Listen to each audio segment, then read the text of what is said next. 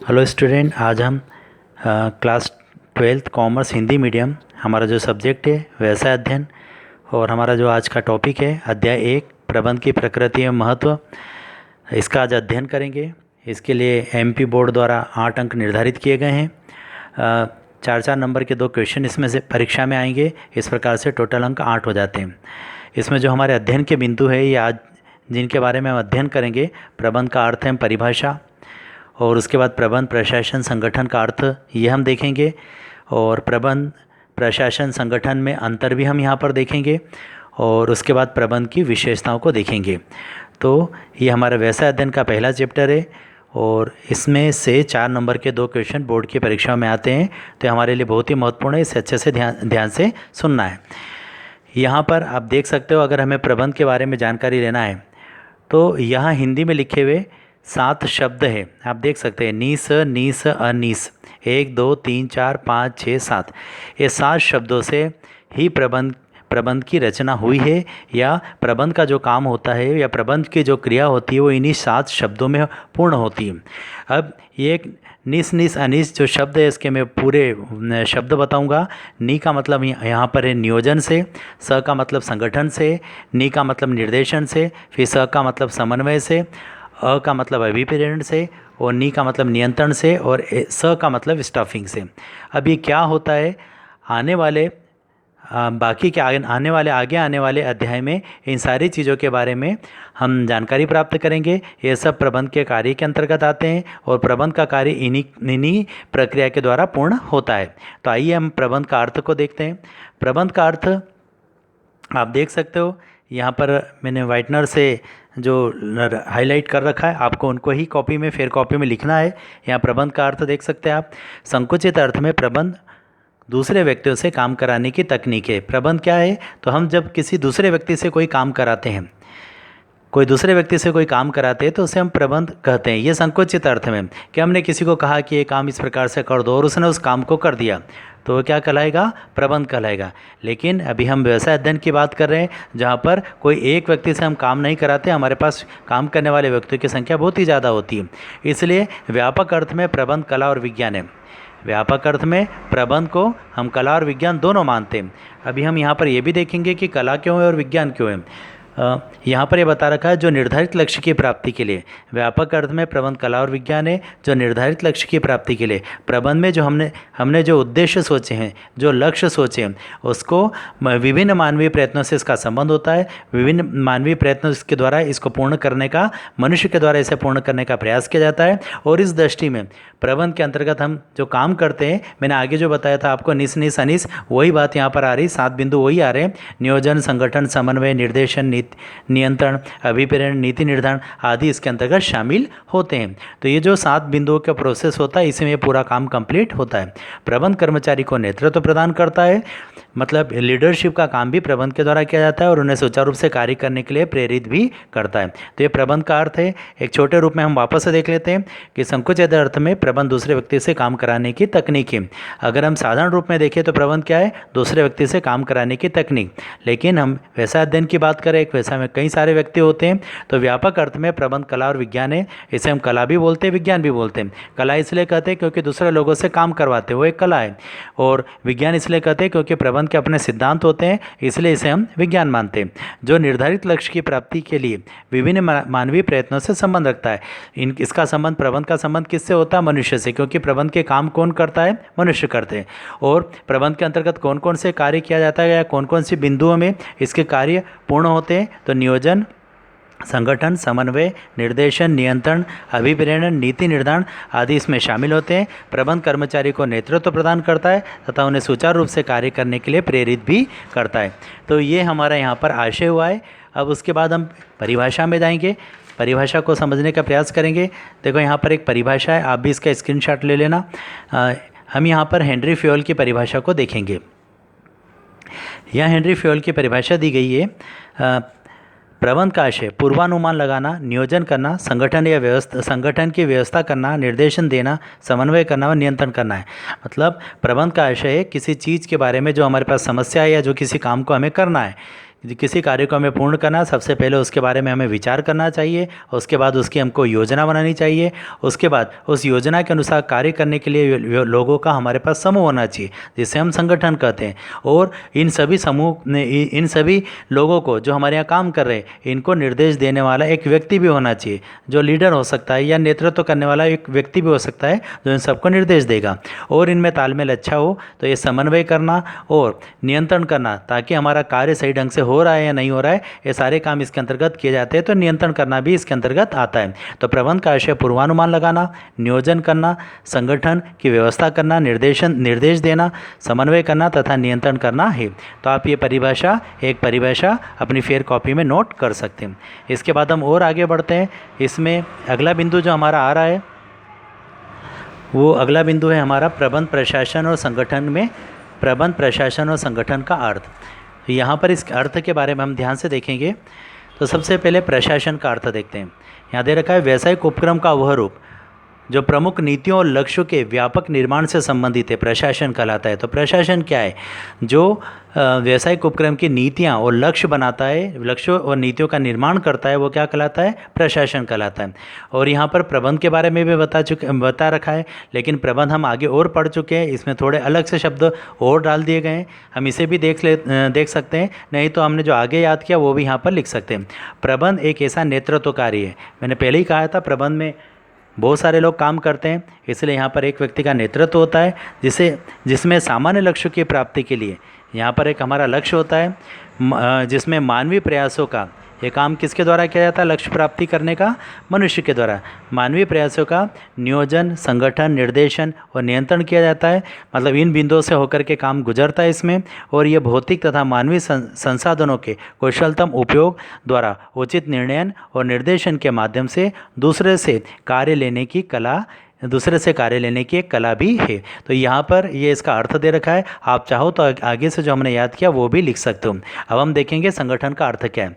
संगठन किसी कार्य को संपादित करने के लिए किन किन क्रियाओं को किया जाए ये निर्धारण करना और व्यक्तियों के बीच उन क्रियाओं के वितरण की व्याख्या करना ही संगठन है। जैसा प्रबंध में हमने कोई काम सोचा है या किसी वस्तु का निर्माण करने के बारे में सोचता है, तो वस्तु के कौन कौन से भाग को कौन कौन से व्यक्तियों के द्वारा बनाया जाएगा उसका निर्धारण करना, उनके बीच में क्रियाओं के वितरण की व्याख्या करना, मतलब उनके कामों की उनके बारे में उन्हें पूर्ण रूप से बताना, ये सब क्या कहलाता है? संगठन कहलाता है। इस प्रकार से हम देख सकते हैं कि संगठन भी एक संरचना है और एक प्रक्रिया भी है, क्योंकि एक प्रक्रिया के द्वारा वो कार्य हमारा पूर्ण होता है। इस प्रकार प्रशासन किसी भी उपक्रम के लक्ष्य, उद्देश्य और नीति का निर्माण का कार्य करता है। तो प्रशासन जो होता है वो हमारे उपक्रम के उद्देश्य, लक्ष्य या नीति निर्धारण का कार्य करता है, और इनके अनुरूप कार्य करना प्रबंध का दायित्व है, प्रबंध की जिम्मेदारी है कि जो लक्ष्य बनाए गए, उद्देश्य बनाए गए, उसके अनुरूप कार्य हो। और संगठन उक्त लक्ष्यों और उद्देश्य की प्राप्ति हेतु एक और तो विभिन्न कार्यों और क्रियाओं में सामंजस्य स्थापित करने की प्रक्रिया है, और दूसरी ओर कार्यरत व्यक्तियों के बीच मधुर संबंध स्थापित करने की कला है। वहाँ पर जो लोग काम कर रहे हैं उनके बीच किसी भी प्रकार की कोई समस्या न हो, उनका आपस में तालमेल अच्छा हो, यह काम किसके द्वारा किया जाता है? यह काम संगठन के द्वारा किया जाता है। तो ये इस प्रकार से आप इसका भी स्क्रीनशॉट ले लेना। यहाँ पर देख सकते हैं प्रबंध, प्रशासन, प्रबंध और संगठन का अर्थ दे रखा है, ये भी आपको यहाँ पर करना होगा। इसके बाद हम अंतर में जा रहे हैं, अंतर को देखेंगे। और अंतर में हमारा जो पहला पॉइंट आ रहा है, प्रबंध, प्रशासन और संगठन में अंतर।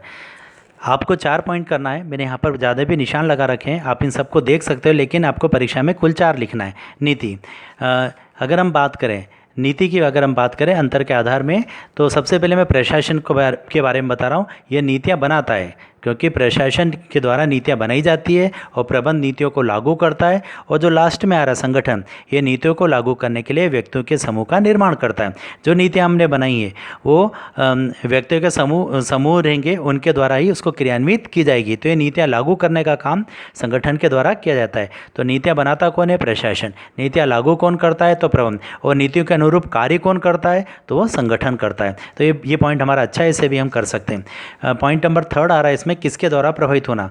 जो हमारा प्रशासन होता है वो बाह्य घटकों द्वारा प्रभावित होता है, बाह्य घटक इसे प्रभावित करते हैं। और प्रबंध मानवीय शक्ति द्वारा प्रभावित होता है। जैसा हमें मालूम भी है, प्रबंध में किसके अंतर्गत काम, किसके द्वारा काम किया जाता है, मनुष्य के द्वारा। तो प्रबंध जो है मानव शक्ति द्वारा प्रभावित होता है।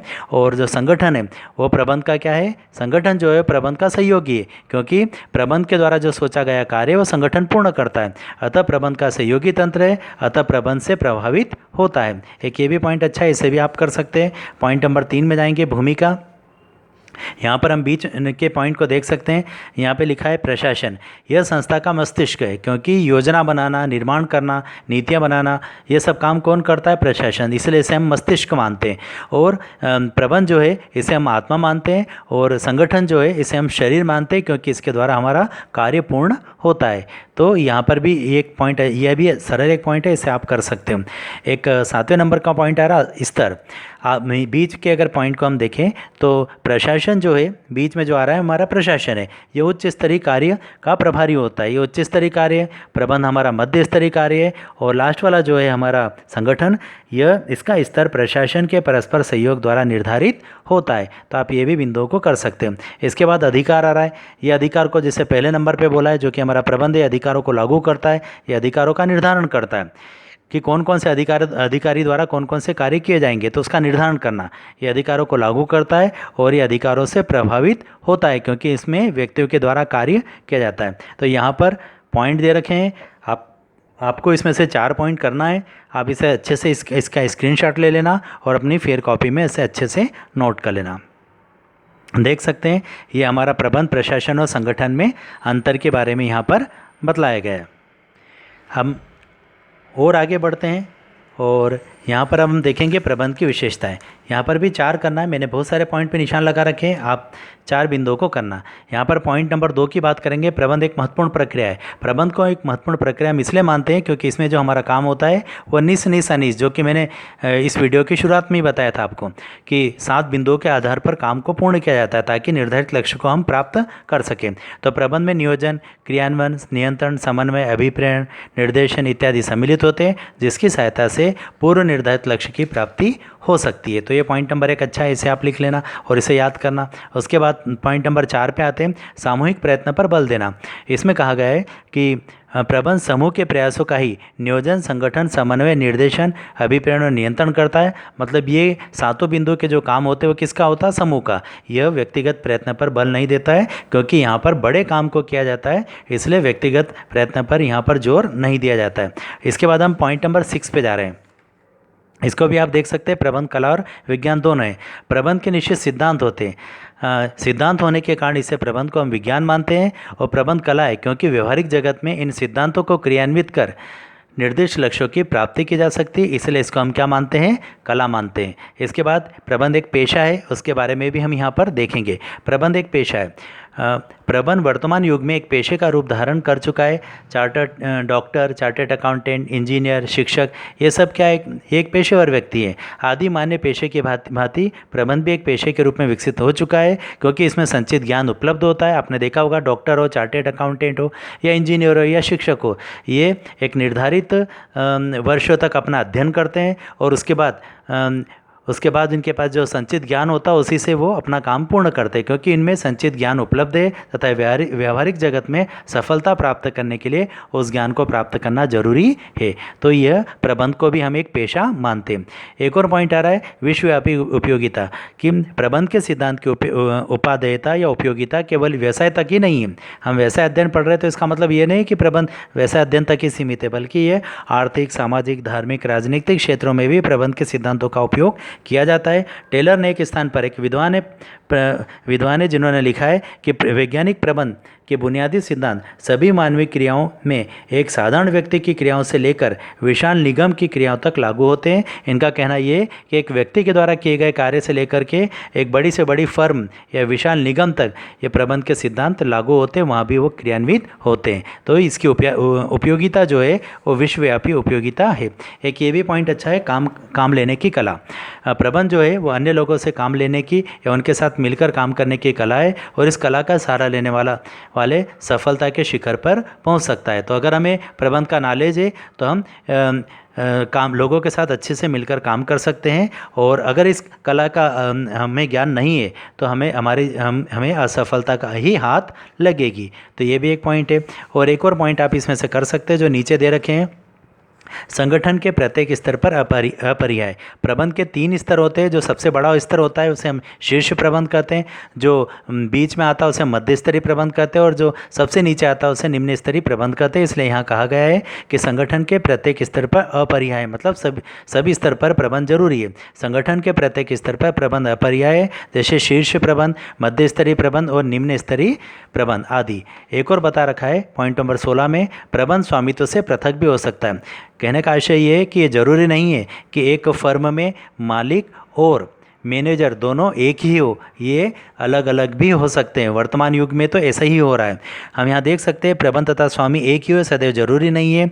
दोनों पृथक पृथक वर्ग भी हो सकते हैं। उदाहरण के लिए कंपनी के स्वामी अंशधारी होते हैं, एक कंपनी के जो मालिक होते हैं वो उसके शेयर होल्डर्स होते हैं, जबकि प्रबंध का कार्य अंशधारियों की ओर से नियुक्त किए गए संचालक करते हैं। तो ये आप इसके विशेषताओं को भी अच्छी तरीके से देख लेना। आज का वीडियो हमारा यहीं पर समाप्त होता है।